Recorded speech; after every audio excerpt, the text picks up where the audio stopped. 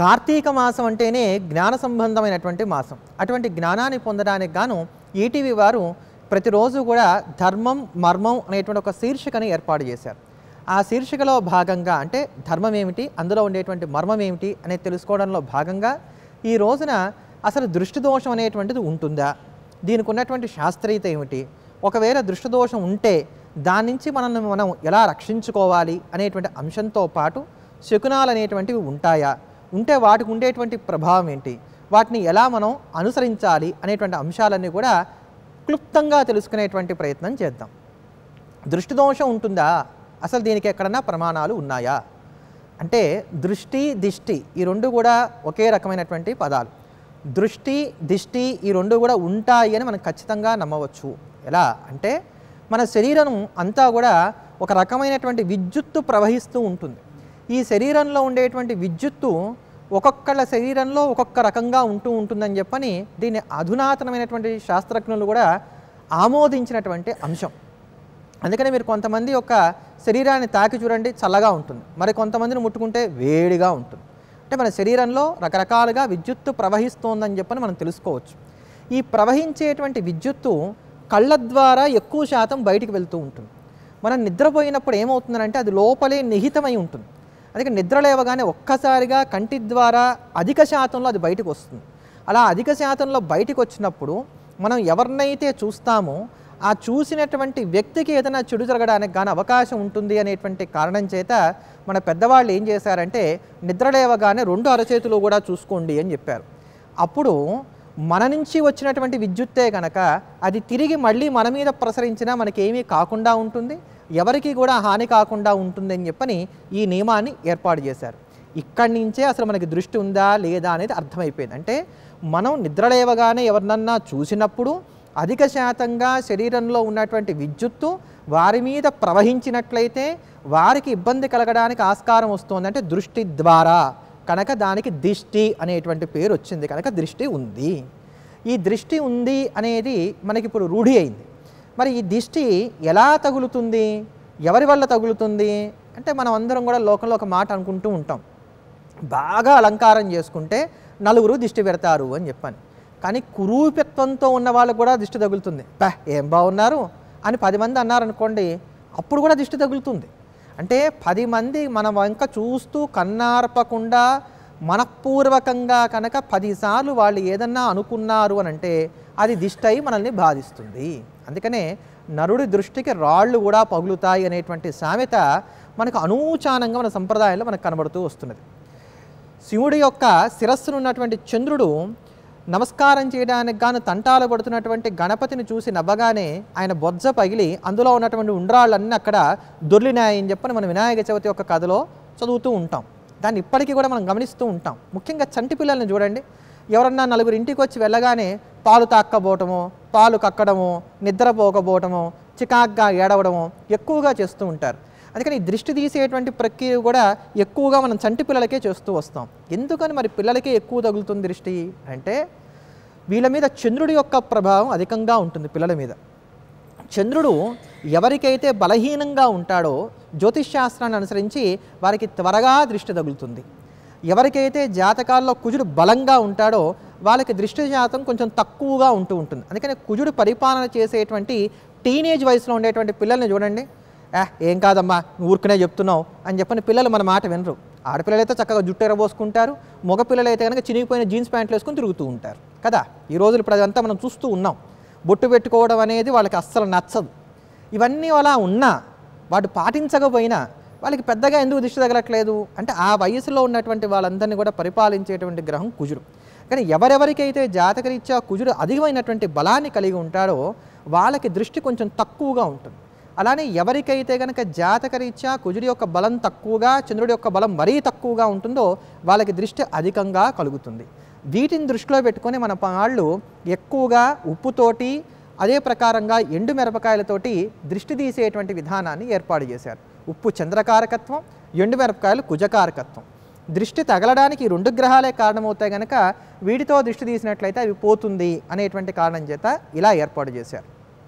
ఏమండి మరి ఈ రోజుల్లో అసలు మన దృష్టే తగలకుండా ఏమైనా జాగ్రత్త తీసుకోవడానికి అవకాశం ఉందా? ఖచ్చితంగా ఉంది. మనందరికీ ఇళ్లల్లో ఉండేటువంటి తులసి సాక్షాత్తు కల్పవృక్షం.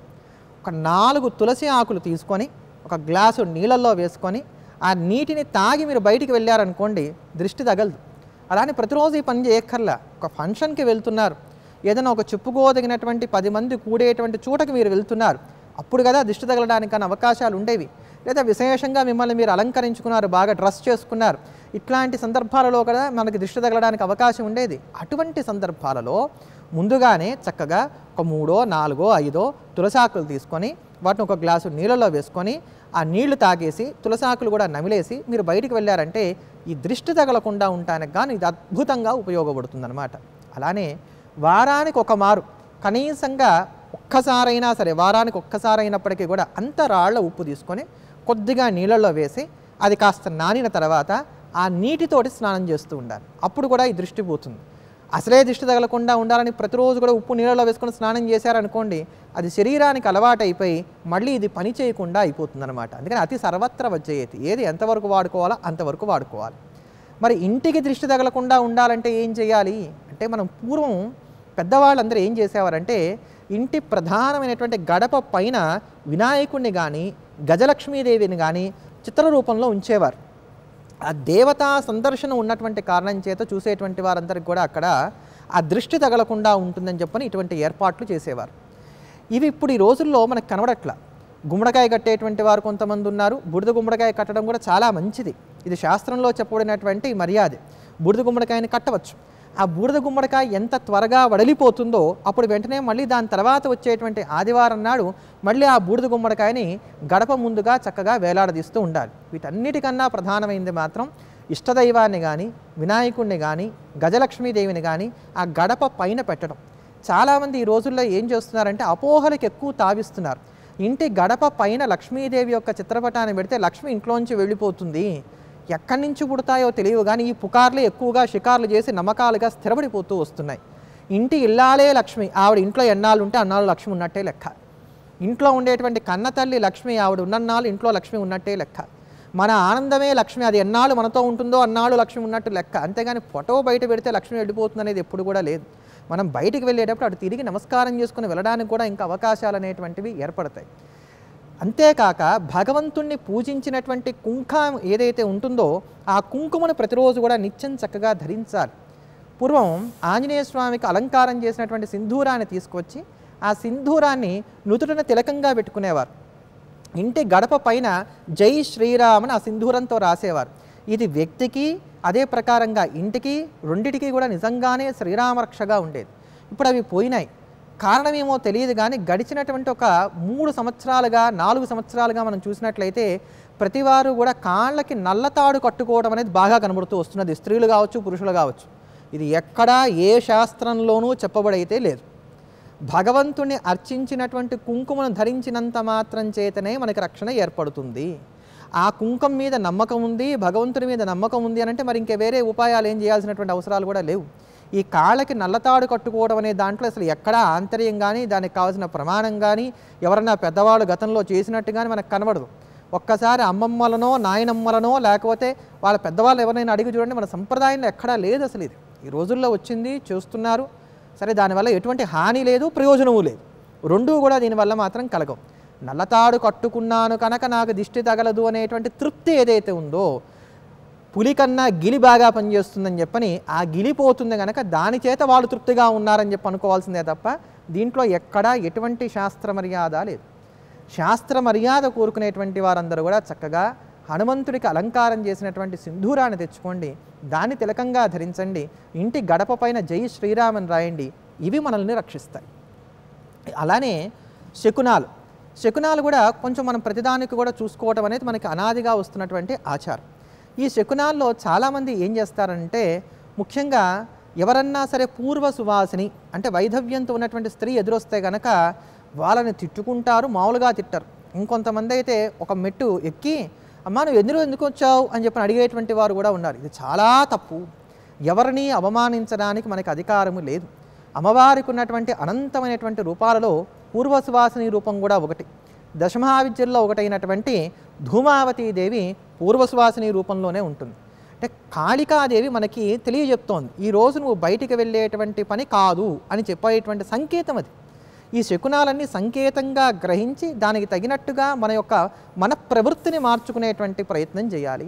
ముత్తైదవి ఎదురుకుండా వచ్చింది, ఆ రోజు చక్కటి శుభం అని చెప్పని అనుకుంటున్నాం. అయితే ఈ శకునాలు కూడా ఎప్పుడు తీసుకోవాలి? ఇంటి గడప బయట కాలు పెట్టగానే మొట్టమొదట ఏది కనబడుతుందో దాన్నే శకునంగా గ్రహించి అంతటితో మనం నిర్ణయం తీసుకునేటువంటి ప్రయత్నం చేయాలి.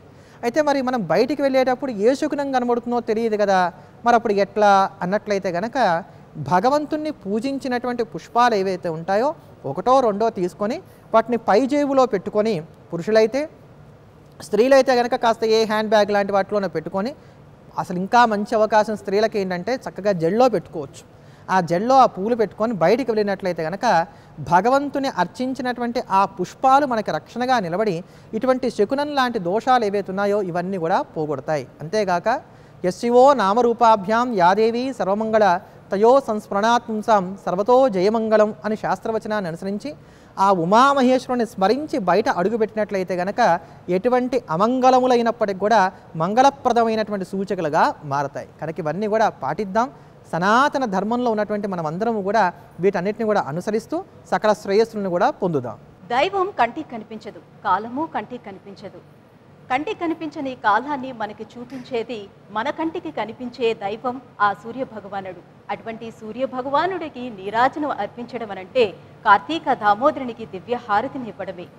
మన వైదిక నిర్వాహకులు ఇప్పుడు ఆ పరమేశ్వరునికి నక్షత్ర హారతిని అందిస్తారు. భక్తితో మనం కూడా కళ్ళకద్దుకుందాం.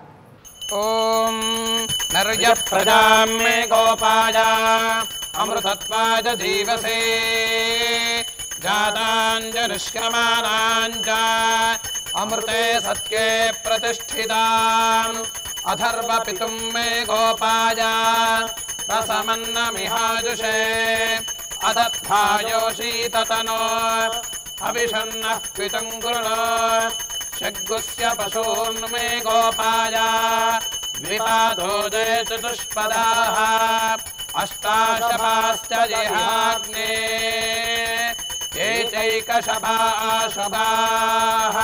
సప్రదసభాం మే గోపాయ ఏతసభ్యాः సభాసదాః తానింద్రియావతః కురు సర్వమాయురుపాసతాం.